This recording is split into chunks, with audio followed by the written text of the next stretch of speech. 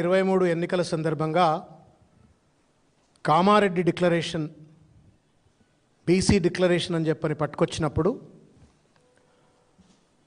అనేక వాగ్దానాలతో ఆ బీసీ డిక్లరేషన్ను సిద్ధరామయ్య లాంటి ఒక పెద్ద మనిషిని పట్టుకొచ్చి తదనంతరం పలుమార్లు రాహుల్ గాంధీ గారితో ప్రియాంక గాంధీ గారితో మల్లికార్జున ఖర్గే గారితో మాట్లాడుతూ ప్రచారం చేస్తే ఏమో రేవంత్ రెడ్డి లాంటి వ్యక్తి కూడా ఇంత పెద్ద ఎత్తున ప్రభుత్వం కాంగ్రెస్ పార్టీ వాగ్దానాలు చేస్తూ ఉంది కదా, అమలు చేయకపోతుందా అని చెప్పని నమ్మకంతో ఎదురు చూసినటువంటి ఒక మాలాంటి అనేక మంది కోటాను కోట్ల మంది బీసీల నోళ్లలో ఇవాళ కాంగ్రెస్ ప్రభుత్వం రేవంత్ రెడ్డి గారి ప్రభుత్వం మన్నుగొట్టినటువంటి ఒక దుర్మార్గమైనటువంటి ఒక దినం ఇది.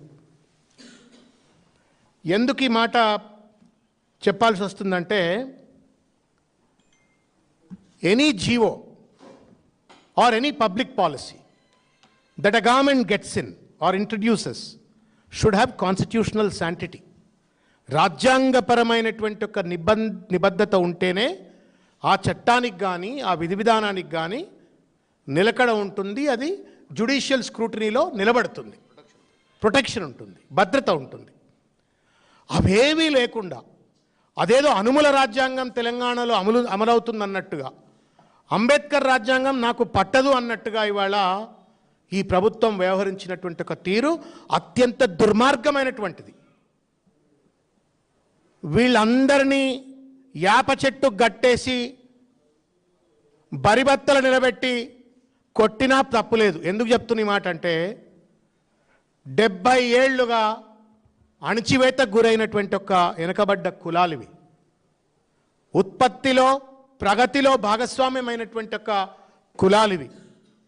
ఈ కులాలకు రాజ్యాంగపరమైనటువంటి ఒక రక్షణ లేకపోవడంతో, రాజకీయపరమైనటువంటి ఒక వాటా లభించకపోతే మేము 42% రిజర్వేషన్ ఇస్తామంటే పొలోం అని చెప్పని నమ్మి ఓట్లేసిండ్రు.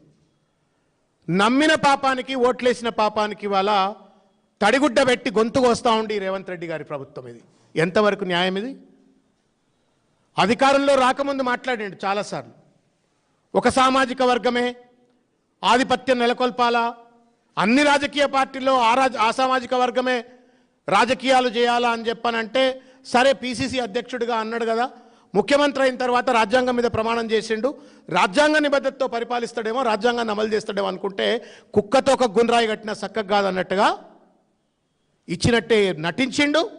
మళ్ళా చట్టపరమైన చిక్కులు వచ్చేటువంటి ఒక వెసులుబాటు కల్పించిండు ఈ రేవంత్ రెడ్డి గారి యొక్క ప్రభుత్వం, క్యాబినెట్ మంత్రులంతా. సిగ్గు ఏం ముఖం పెట్టుకొని పోయినరో నాకైతే అర్థం కావట్లేదు. ఇంతకుముందు పెద్దలు చెప్పినట్టుగా ఏం బెదిరీనికి పోయినరా కోర్టుకి? ఏమన్నా మీరు పొన్నం ప్రభాకర్ గారు, వాకిటి శ్రీహరి గారు, జూపల్లి కృష్ణారావు గారు, ఇంకెవరో పోయి మా అక్క ఆది శ్రీనివాస్ గారు, బట్టి గారు, ఏందండి ఏమన్నా పరేడ్ చేసిండ్రా ఎందుకు జడ్జి ముందు? పైల్వాన్లు పోయినట్టు కోర్టులో ఏమన్నా did you go to intimidate the court?